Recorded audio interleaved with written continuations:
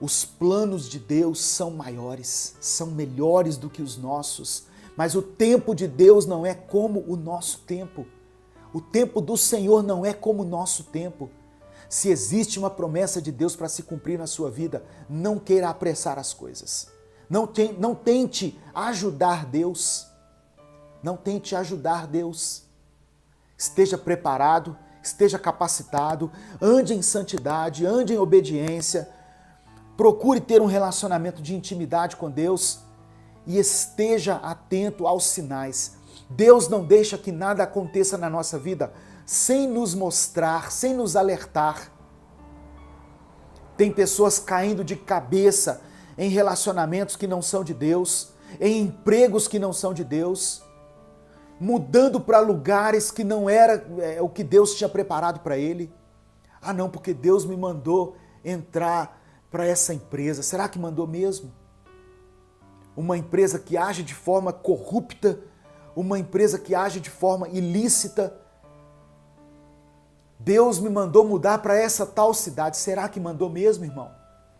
Será que foi Deus mesmo que mandou você para esse país? Para sofrer tanto igual você está sofrendo?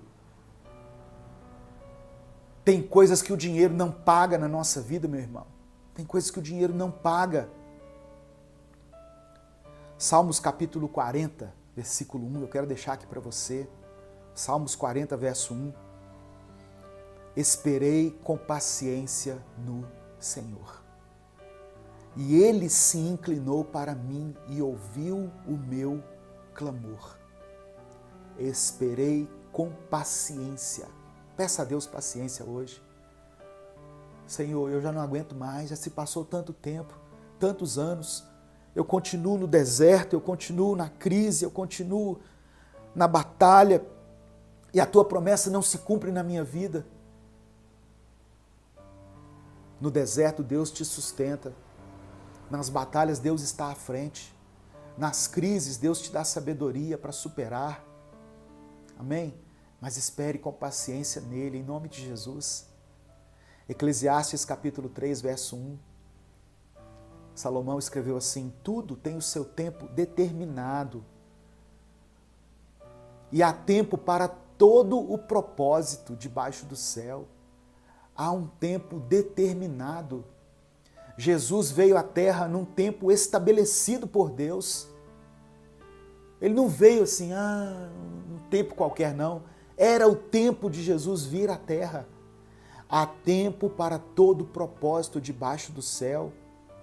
Há um tempo para que Deus haja na sua vida. Há um tempo para que o seu sofrimento cesse. Há um tempo para que a salvação chegue na sua casa. Há um tempo para que o seu marido, o seu filho, volte para os caminhos do Senhor. Há um tempo determinado para que as portas de emprego se abram novamente. Há um tempo para a restauração da sua vida, meu irmão, minha irmã. Em nome de Jesus, receba essa palavra. Nós somos uma geração que quer que as coisas aconteçam instantaneamente. Nós nos acostumamos a um clique. Eu estava lendo um artigo esses dias falando sobre como a nossa geração se movimenta pouco. Nós não nos movimentamos nem para abrir a janela do nosso carro mais. Um clique e ela abaixa, outro clique e ela sobe. Nós não nos levantamos para mudar de canal. Então isso inconscientemente vai moldando o nosso pensamento e nós achamos que as coisas têm que acontecer também instantaneamente. Como uma comida no micro-ondas. 3 minutos eu quero que a comida fique pronta. Computador, televisão, celular. Nós ficamos mal acostumados, sabe, com essas coisas. Queremos que tudo aconteça num estralar de dedos, mas tudo tem um tempo certo. Deus não está agindo de forma instantânea e automática. Ele tem um tempo determinado. O controle do mundo está nas mãos de Deus, mas as coisas só vão acontecer quando Ele quiser. E você vai se surpreender quando Ele agir na sua vida. Então, quando uma palavra, uma promessa começa a demorar e você fica ansioso e começa a gerar dúvida no seu coração, será que foi comigo mesmo que Deus falou naquele dia? Porque faz tanto tempo e não aconteceu nada. Meu irmão, minha irmã, se aquela palavra era de Deus para você, receba na sua vida em nome de Jesus. Essa promessa vai se cumprir. Nós vivemos o Cronos. Da palavra Cronos vem a palavra cronologia, que é o tempo humano. Mas o tempo de Deus é o Kairos. Olha o que o Senhor diz em Isaías 55, verso 8 e 9. Porque os meus pensamentos não são os vossos pensamentos. Glória a Deus. Nem os vossos caminhos, os meus caminhos, diz o Senhor. Porque assim como os céus são mais altos do que a terra, assim são os meus caminhos, mais altos que os vossos caminhos, e os meus pensamentos mais altos que os vossos pensamentos. Eu tinha um amigo lá no trabalho que dizia assim: Deus faz planos sobre os nossos planos. Nós planejamos coisas, mas Deus tem planos acima dos nossos planos. Se Deus falou, vai se cumprir. Não queira antecipar as coisas. É igual quando você colhe um fruto antes dele amadurecer. Para que serve o fruto antes de amadurecer? Não serve para nada. É duro, tem um sabor muitas vezes amargo. John Piper escreveu o seguinte: impaciência é o que sentimos quando começamos a duvidar da sabedoria do tempo de Deus ou da sua bondade. Impaciência é quando nós duvidamos da sabedoria de Deus ou da bondade de Deus. Olha só. Talvez você esteja, quando eu estou falando isso aqui, você está na sua mente rindo, até zombando, pensando assim: ah, pastor, já foi, já. Essa promessa aí já era.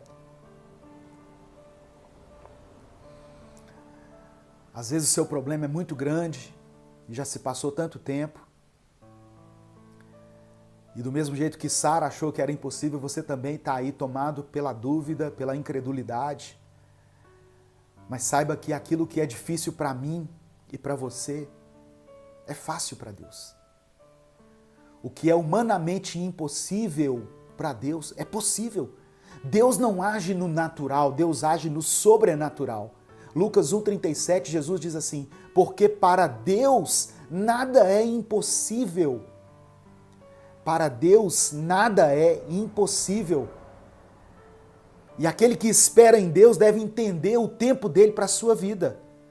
O tempo de Deus não pode ser medido com o nosso tempo. Na linguagem grega, esse tempo de Deus se chama kairos, que para os cristãos é o tempo da plenitude de Deus. Por isso que eu falei que Jesus veio no tempo certo. A palavra diz assim, olha, e vindo a plenitude dos tempos, Jesus veio.